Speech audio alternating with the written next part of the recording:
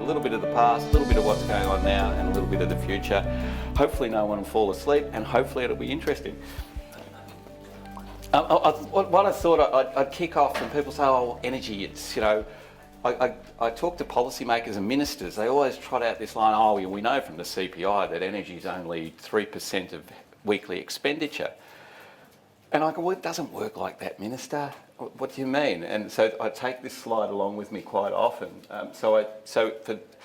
There's different household groups of different expenditure patterns on energy, as you can see. So all households, on average, 4.5% of your weekly income spent on energy. That's gas, water, and electricity. 3.7 for renters. They're probably not watering the garden.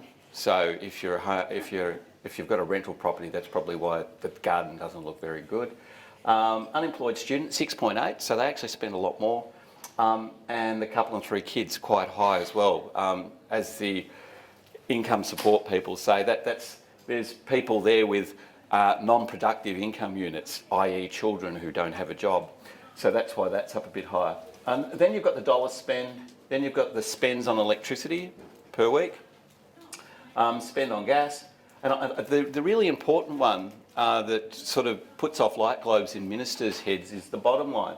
So the average quarterly energy bill is around $500, and that's across Australia. So some places are higher, some places are lower. South Australia is the highest.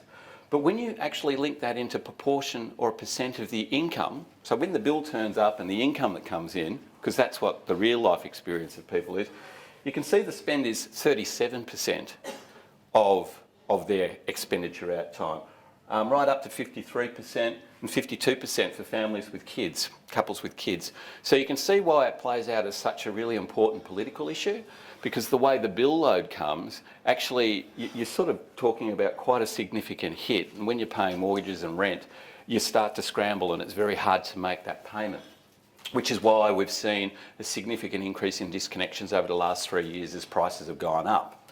Hopefully we go straight into prices. So this is the price trend for where are we?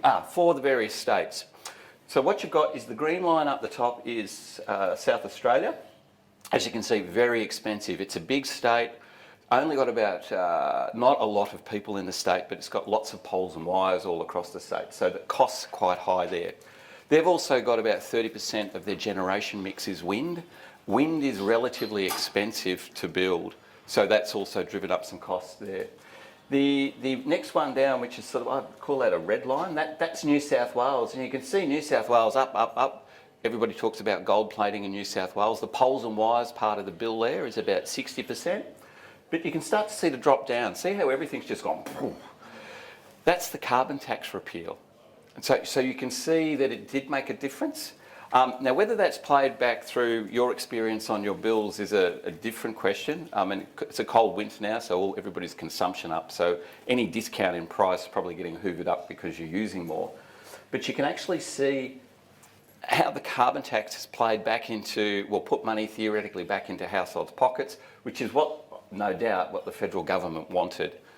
I'm updating some data now, and that cliff, if you like, has got bigger as well because of the Australian Energy Regulator's decision to cut the costs of poles and wires. So I think the first takeaway message about the future is prices are easing and they're coming down. But what will happen is the companies will start to shift more and more of the costs into the fixed charge because they want to guarantee their money coming in. So in the past, to reduce the bill, you'd sort of switch off lights and people would scramble, go to bed early or do whatever you do to reduce the bill through energy conservation measures. That's going to be harder and harder to do because more and more is being shifted into the fixed charge.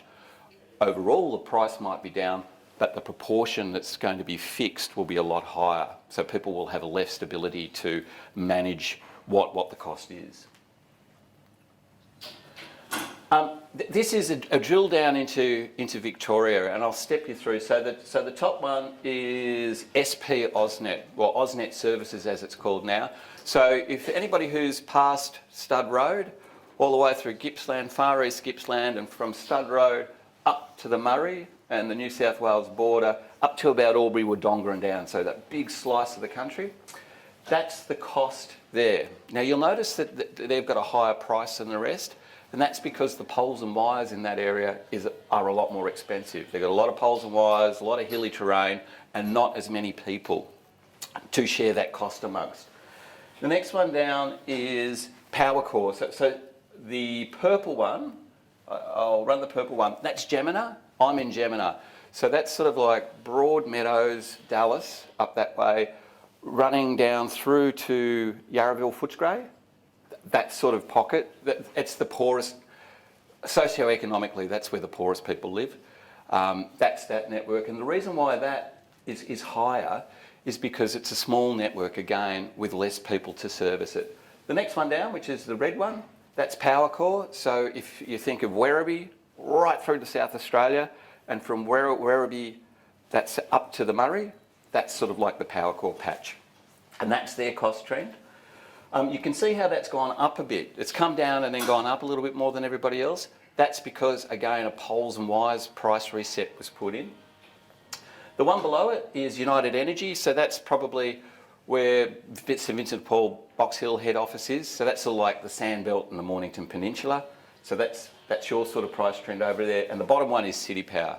So that's the CBD around St Kilda, inner city, north, sort of out a little bit Fitzroy, Brunswick sort of area. And you can see that those costs are a lot lower than everybody else. A lot more people, a lot less poles, a lot less distance in poles and wires, so the prices are a lot cheaper. Now this is a really confusing graph, and I just did that to confuse everybody and myself. But this is again a way to explain what the various retailers are doing within each of the networks. So in your mind's eye, pick which network you're in, and if you don't know which network you're in, pick one of the colours. And see the 1, 2, 3, 4, 5, 6, 7, 8, 9, 10, they're the various retailers. So you can see one retailer, that's the price spread there of what their offers are for the various networks.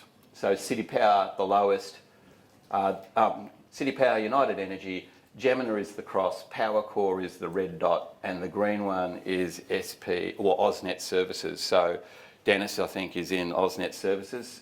So you're paying more than all of us, well, all of the other people that aren't in that. But you can see that the difference between, and this is before discounts, between the retailers within a network. So not only do the networks set a price, but then the retailers will set a price. So you can see just on average, this is before discounts, we'll pick the AusNet Services, the green one. You're looking at a couple of $100 before you do anything, just based on which retailer you're with. So which retailer you're with does matter. The stuff that nobody reads, I call this, the fine print. You know, when you're listening to the radio and they're selling stuff, or, you know, energy contracts or whatever, and there's that person that talks really, really, really fast, that's what they're trying to say. So the first one is the company, and the next one are the discounts guaranteed or not? And we're really passionate about making sure that the discounts are guaranteed. We think there's a lot of trickiness in there. These pay-on-time discounts, why not just give them the discount? So there's a couple of companies which are actually really cheap that just say, look, come with us, we'll give you the discounts. It's not based on pay on time or direct debit or credit card or anything. The next one along is how long is the contract for, 1 year or 2 year. The one after that is their early termination fee. Are you locked in or nobody's locked in, but if you choose to leave, do you have to pay an exit fee or a termination fee? Then you'll see all the discounts off the price that they're offering. Dennis was telling me before he's got 35% off electricity. They're as high as that. Some are 15% and some are zero. And the zero offers can be better than the 35% offer. So it's not how big the discount is, it's about how much you're paying. So that's them trying to trick everybody up in a sense. And then the last one is the last column is about are there other incentives or loyalties, and we're starting to see those come back in. When the energy market was first set up, the way they'd get you in is Origin was a good one. It used to offer you free football membership. They'd pay your membership to your local footy club. There was a big deal worked in New Zealand, it didn't track here in Australia, where they offered an All Blacks jersey. All Blacks jumper if you signed up, and that went red hot in New Zealand. They've tried that up in Queensland where they were offering a Maroons jumper, and that seemed to go okay. So there's these other non-financial incentives. They're sort of like the show bag items. I got sucked into a show bag item, by the way. I got an in-home display, which since I've got PVs, I actually use it. So your area in detail, I'll sort of step through some area in details, and please, people, if you've got questions, fire up. I think I'm reasonable on my feet to answer stuff. And so this is to sort of give an idea about people. Think of your energy company now. This will give you an idea as of prices 2 weeks ago, and about and it'll look at what's the base rate and what the discounts look like. Now, I'm not recommending anything, and remember, this is the analysis I'm doing here is at a fixed consumption, which is an average, which means none of you will have this exact consumption, but it's just an idea to show you the differences that are around in the market. So the first one is city power. So that's the inner city area, as I said before.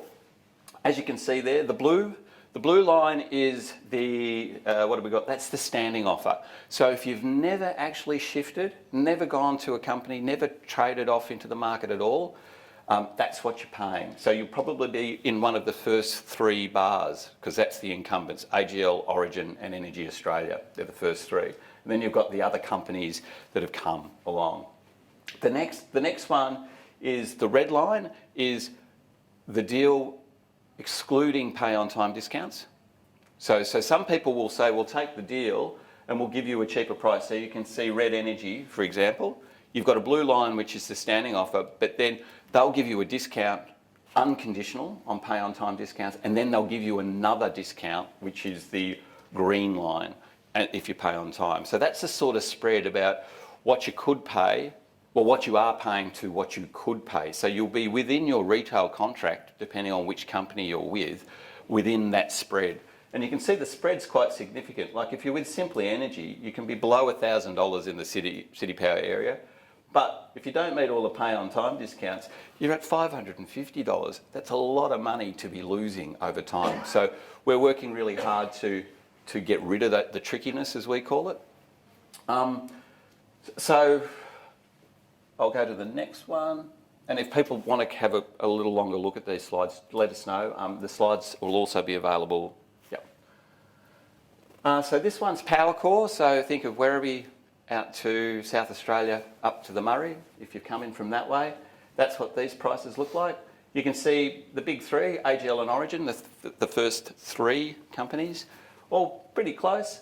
Obviously, Energy Australia is making a big attempt to pick up customers in that area, which happens to be the Origin patch. So Origin was the original retailer that had all the customers in that area. So you can see Energy Australia is taking on Origin here. And also Simply Energy is having a go as well. So you can see these interplays that the companies have trying to pinch basically customers off Origin Energy. This is Gemina's network, my network. That was an AGL patch. So the original company was AGL, but you can see the differences across the other companies. So you can see Origin and Energy Australia are undercutting AGL, which is the incumbent. So AGL would have the most in that area as one company, and so you can see the others trying to take them on. So that's, but you can see a whole lot of other companies right down the end there. What have we got? Diamond and Commander and Cuvo. They're not really interested in winning customers in this area. There's a theory I've got there, because it's the poorest network. You've got the Broadmeadows and the Dallases and those sorts of areas. Those companies at the end don't want to be exposed to cash flow risk, because poor people pay late, or debt risk, poor people don't pay at all. So you can see when I get to the UE network, the United Energy network, where it's a bit more affluent, you can see a lot more competition, and you can see less competition in the poorer areas and the country areas. So that's United Energy. You can see how there's a lot more green bars down around at the same place. So that's pretty competitive. You can see there's a couple that don't care, like Click. It's probably picked up and is looking at another area. And you can see the United Energy area used to be the AGL patch.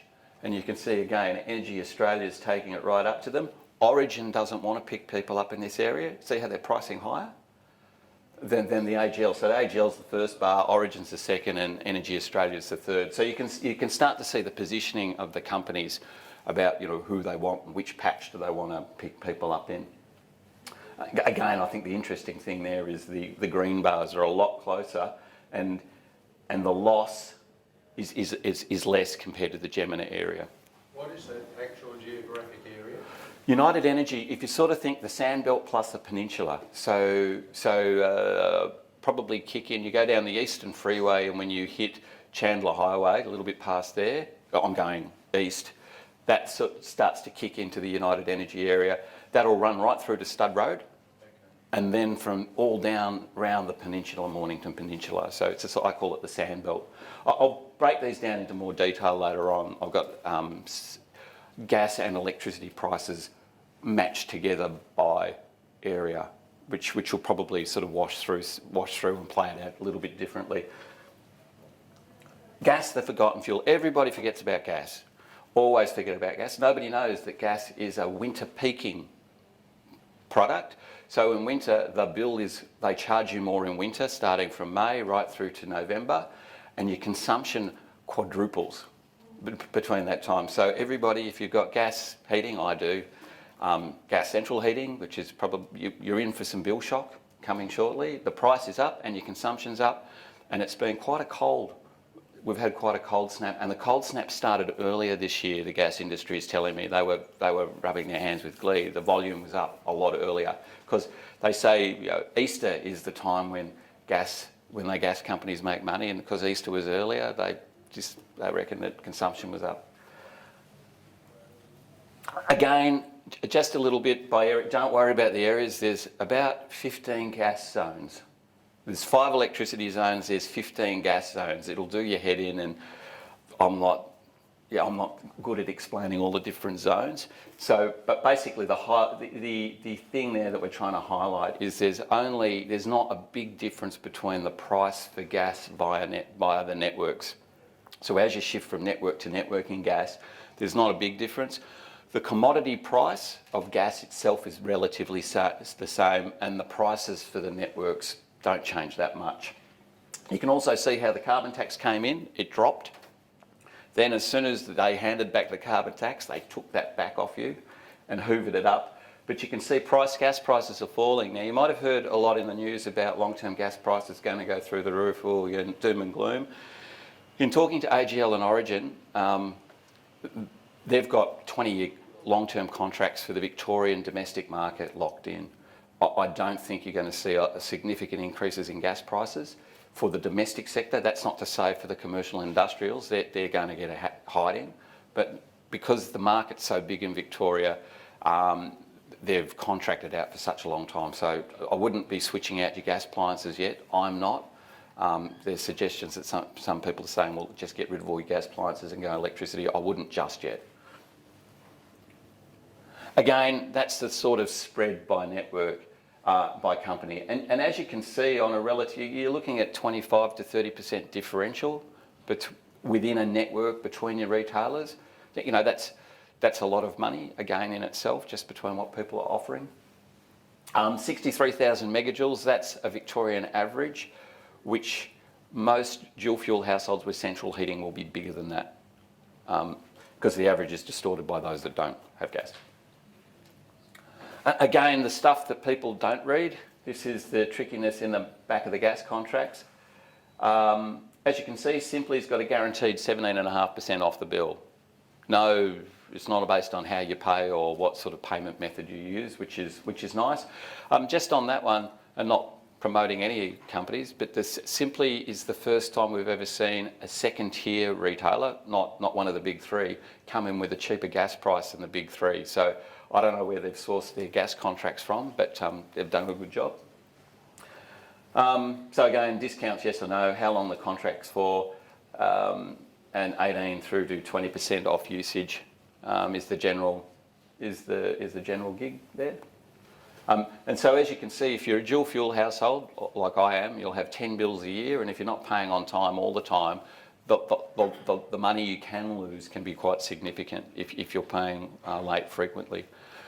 Unlike all the other states, Victoria doesn't have late fees. We just released a report last week in Queensland that looked at the interplay between pay on time discounts and late fees and found out people could be worse off by $60 per annum for electricity and over $130 if you were dual fuel if you paid late, and that would be above the regulated rate. So they've tricked up the market so they can get around the regulated price and price above it through late fees. But that's a side story.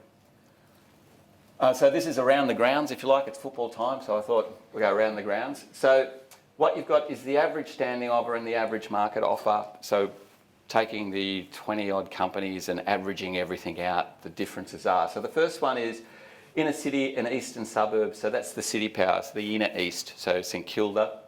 So you're looking at savings of, so the difference, the one at the end is your $300 a year. If you haven't done anything and then you go and do something, on average you're likely to save $300 a year. And you can see the differences down to what have we got? 300, 380, 370, 370 and 335. So that's just from picking up the phone. And as I was saying to somebody, you know, whatever a phone call is now, 20 cents if you're VoIP, it's free. You know, spend 10 minutes on the phone, there's a little bit to save.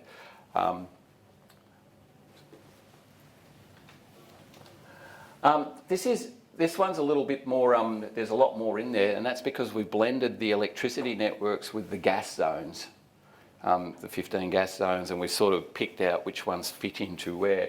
So the first one is eastern and southeastern suburbs. So that's the United Energy patch and the gas zone that fits in with that. And you can see the difference for the dual fuels, if you shop around, is 185. That's for the gas, 185. Bayside and outer eastern suburbs, and you can go through the lot there. So the spread there is between, it's pretty tight, 185 to 210.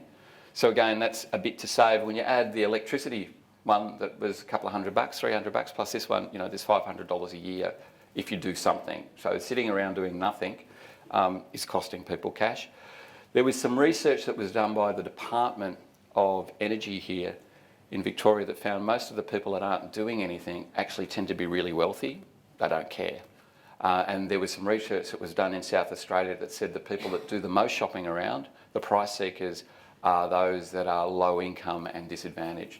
So they seem to be the ones that, well, obviously, you know, that high bills are important to get them down. Solar, this is the first time we've looked at solar households. Victoria's solar market's interesting. I can pick and choose and jump around just like somebody else and I get a feed-in rate. But what we did notice through this analysis, they're not getting as quite a good deal as what households without solar are getting, which effectively for me as a solar customer, whatever my feed-in rate is, it's about 6 cents at the moment, I lose that feed-in rate because they won't offer me a good as product as if I didn't have solar. So there's a bit of a trick up that's going on there at the moment. So that's sort of like the steel grey bar is your offer if you didn't have solar, and then that's the offer if you did have solar. And you can see how all of them are higher. I've got a lot of theories around why that might be happening. I think the three that come to mind is the first one is that solar, your volume changes quite a lot depending on whether it's sunny or not, which means the revenue that the companies get from you is a lot more volatile. So they probably price higher to protect that revenue risk. The other one is I think they're pricing higher to position themselves for the future to blend other products and services with my solar, like batteries and other things. So the higher you price it, the more attractive other technologies or wraparound services with the solar come. And I think that that's the start of the new emerging markets that are starting to come. And so there's just a breakdown of some of the solar contract details. They're sort of the spread between the difference between the solar deals and the non-solar deals. And as you can see, when I added up my net injections, as they're called, what I put into the grid, depending on which zone I am, I would get effectively my feed-in tariff has been stripped away. So there's some interesting stuff going on in solar, and we'll be following up on that because as you would have seen on a previous slide, there's about 250,000 households with solar. The number's not going down, it's going up. So we've started to add that into the tariff tracker as well. No one's falling asleep yet, which is really good. Sorry, I just did that one. Okay, new tariffs are coming. I thought I'd spend a bit of time on the new tariff, and please ask questions. It's hard to get your head around these new tariffs. I've spent the last way too many days in the last couple of months going to a number of meetings with all the electricity networks talking about their new prices.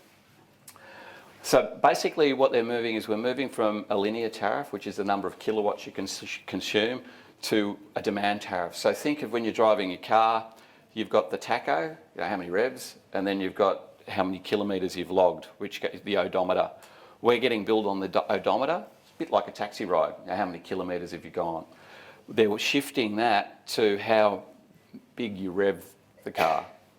So if you're standing at the traffic light and revving your car, you're going to be using petrol, but the taxi probably wouldn't charge you for that because they're charging you on kilometres. So we're going to the tacho. The way I sort of explain it to people is don't stack appliances, don't switch on all your appliances at once. If you do that, you will get a higher charge, and quite significantly, because it's about how much demand you have. If I wasn't, well, I won't be politically correct, it's sort of like, it's the manly tariff. So all women out there, just get your blokes to do everything because they can't multitask. And this is the tariff that if you don't multitask, you'll pay a cheaper price. But if you start to multitask, sort of like cook the dinner at the same time the dishwasher's on and do your put the washing machine on, you will pay more. So what they're trying to do is send this pricing signal that says, don't switch everything on at once. We'll have to build more poles and wires and make the network bigger. We'll have to build more generation. Well, not yet, because we've got way too much excess capacity. But it's sort of sending those signals. Don't rev the engine. This is one of the tariffs that came up. AGL has put it into market, and there's actually people that have gone on to this. Because I'm a bit of an energy nut, if it turned up in my area, it's not in my area, it's only in United Energy area, I'd probably give it a go just to check it out, see what it does to my bill. So what you've got is you've got the fixed charge of 119 cents. That's down from about 140. So you're saving, just by moving across, you're saving about 20 cents a day. You times that by 365 days. There's a bit of money saved there. But what they've done is they've changed your consumption at peak times to 18 cents, which again is down. Looks good. About 24 cents now. So the cost per kilowatt's down. You get an off-peak rate, which we don't have now on your flat-based tariffs. It's 16, so that's a comparison from 25 to 16. So that's, again, a 40% discount, which is pretty good. But, there's always a but, they always get their cash, is that what they do is it's 39 cents for every kilowatt you use in summer between 3 in the afternoon and 9 at night. So if you had a washing machine on, plus a clothes dryer, plus an aircon, plus a cooker, and each one of those was, say, a kilowatt, they wouldn't be, probably more, and you ran that for an hour, you would get another $2 per kilowatt, and then that would be set for that whole month. So you would get an extra, that $2 charge every day for that whole month. So the trick is to try and keep your consumption low between 3 and 9. And you can use as much as, well, basically you can use a lot more outside those hours and still have a cheaper bill. But if you all load up between 3 and 9, you're going to get hammered over the summer months, which is December through to March. In the other times, the rest of the year, they actually don't care, so it's only 21 cents. So there's a lot of conversations going on around these sorts of pricing. The energy companies have no choice but to put this in because it's been directed by the Australian Energy Market Commission under the national rules. So I was having a conversation with the Energy Minister the other day. They are terrified about this, about what it might mean.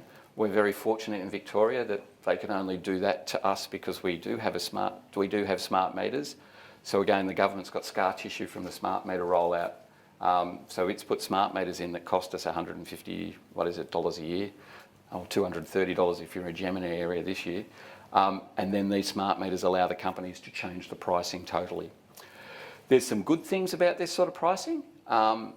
People that are adaptable will be able to save money. And it provides a platform for new technologies and services. So you think about it, you're switching on all these appliances between 3 and 9 at night. Batteries start to look quite handy because you'd then suck the energy out of your battery from the energy that you stored in your battery beforehand to avoid those charges. So if you go to, for those energy people here, if you go to the retailers' websites and keep looking through their new services, you can see them running lease options for electric vehicles. They've got batteries up there already, so they're moving into this whole different model about how they can make a quid wrapping around services on this type of pricing. And I think that's it. That's probably way too much for anybody to take in, and I don't get a chance at barbecues to talk about this because they all walk away from me. So I've got a captive audience. Thank you.